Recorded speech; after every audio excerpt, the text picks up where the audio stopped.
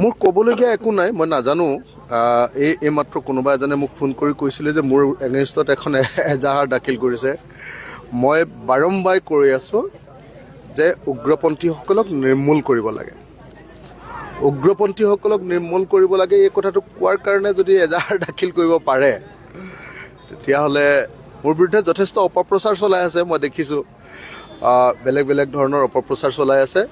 কালি আৰু পৰহি শিৱসাগৰ বিধানসভা সমষ্টিত যিমানবিলাক মিটিং হৈছে, চবতে আমি কাশ্মীৰৰ ঘটনাটোৰ কাৰণে যিসকল মৃতক শ্বহীদ তেওঁলোকৰ কাৰণে শ্ৰদ্ধাঞ্জলি জ্ঞাপন কৰিছোঁ, প্ৰত্যেকটো ঠাইতে প্ৰতিবাদ সাব্যস্ত কৰিছোঁ আৰু উগ্ৰপন্থীবিলাকক অনতিবিলম্বে নিৰ্মূল কৰিবৰ কাৰণে ভাৰত চৰকাৰক তেওঁলোকৰ একশ্যন ল'বৰ কাৰণে আমি দাবী জনাই আহিছোঁ।